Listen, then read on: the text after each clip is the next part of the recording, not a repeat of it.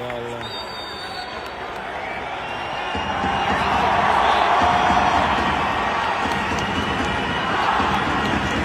ما اعرف.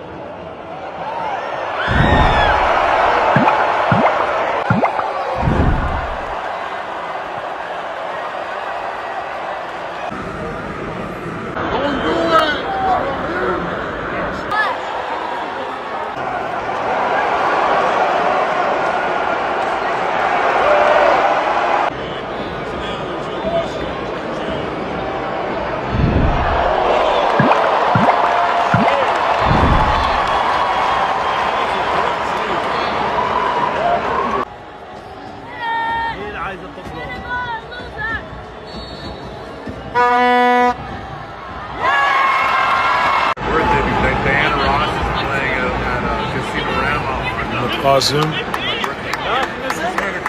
ينزل دفاع.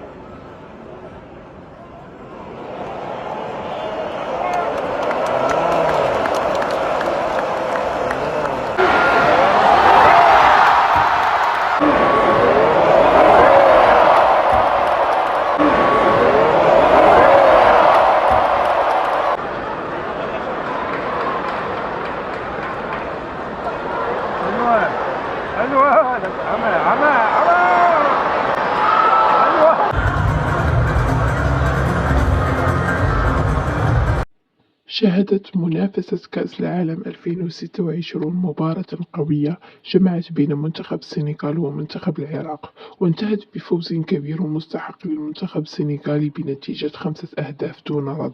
وكانت هذه المباراة مهمة جدا بالنسبة للمنتخبين، حيث دخل منتخب السنغال اللقاء وعينه على تحقيق الفوز من أجل الحفاظ على آماله في التأهل إلى الدور المقبل، بينما كان المنتخب العراقي يبحث عن نتيجة إيجابية من أجل إسعاد الجماهير وتقديم أداء مشرف في البطولة.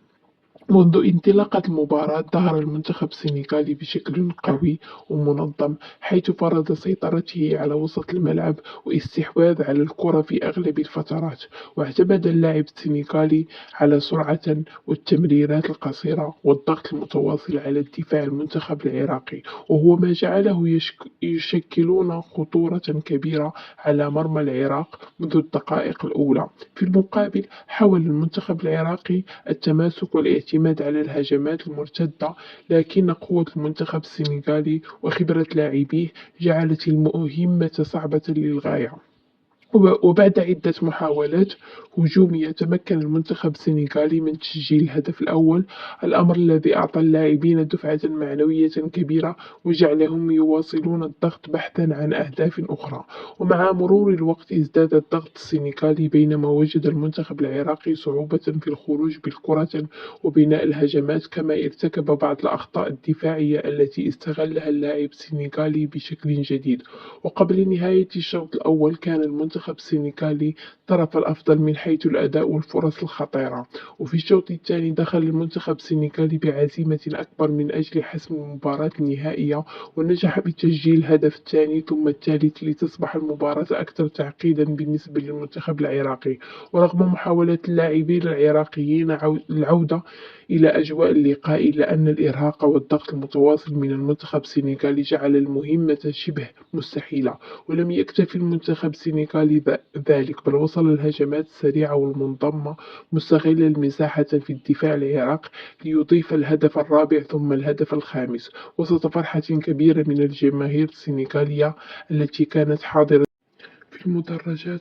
وأظهر اللاعبي السنغالي روحا قتالية عالية وانسجاما كبير بين جميع خطوط الفريق. أما المنتخب العراقي برغم النتيجة الثقيلة فقد حاول اللاعبون القتال حتى الدقائق الأخيرة من المباراة وعدم الاستسلام،